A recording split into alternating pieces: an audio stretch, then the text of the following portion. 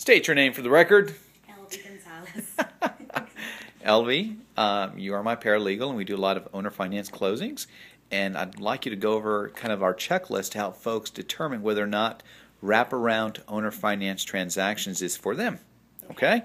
So one of the things we talk about is that we need to know everything about the property and the buyers.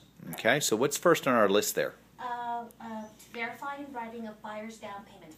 So before you do consider an owner finance wraparound transaction, you should try to verify that the buyer has good funds and that you're not going to break their bank with this down payment, and that they're not criminals or pedophiles of some sort. So you should try to get them to run a criminal and credit check. It's just a little bit of patience, and you'll still get lots of money.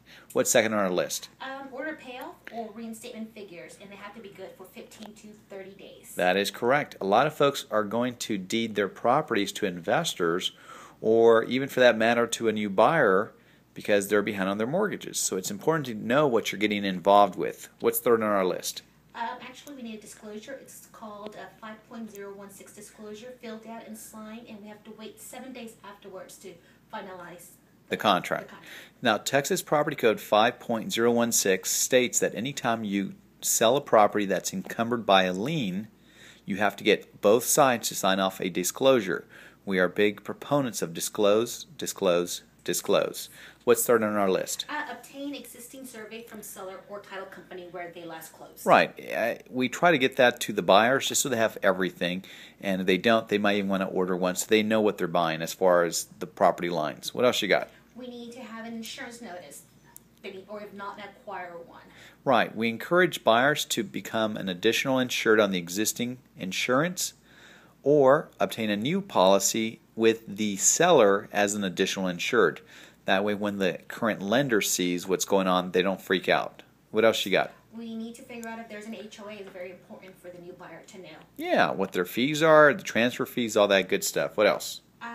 Thereafter, that's pretty much the top things that we need. But thereafter, after 7 waiting period, then what we do is we draft signed sales contract with all applicable addendums, such as due on sale addendum, wraparound financing, seller's disclosure, HOA if there is, lead base, and so forth. and so forth. There you go. So if I'm a buyer and a seller and we have a sales contract for a wraparound, we bring the contract to this office.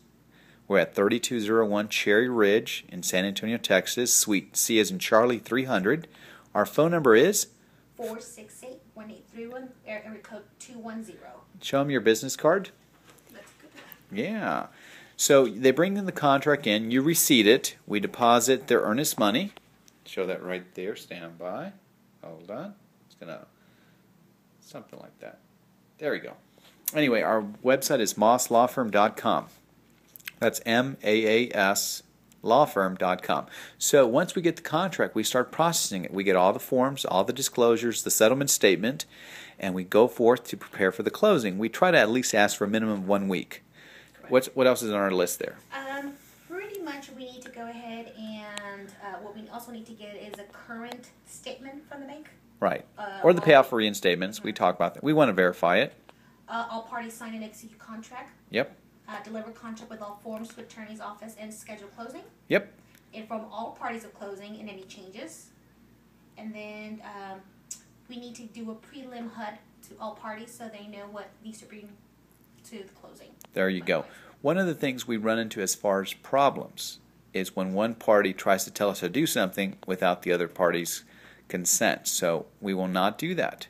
Okay? If it ever becomes an issue, we're going to just put the money into the court registry. So we encourage sellers and buyers to do a home inspection.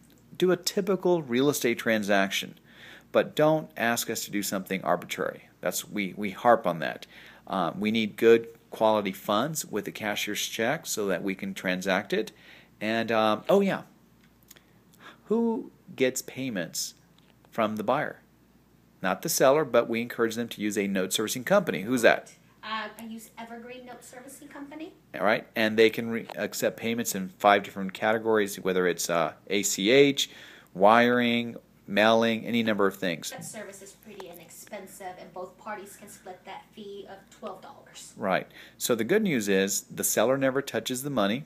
the lender gets paid on behalf of the seller, and then if there's any difference in money, it goes to the seller. It also guarantees escrow that taxes will be paid and insurance will be paid as well. There you go. One of the great things about owner financing is the buyer does own the property, but if they don't make their payments, the seller can foreclose. And it typically takes a minimum of 42 days up to 3 months to get it foreclosed. So we encourage the sellers to always have a little emergency fund just in case the seller takes off.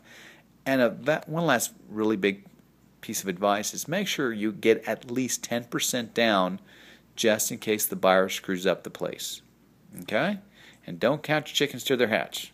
Anyway, any final words, Elvie? No. All right. Well, from the Moss Law Firm, thank you very much. And again, our phone number is 210-468-1831.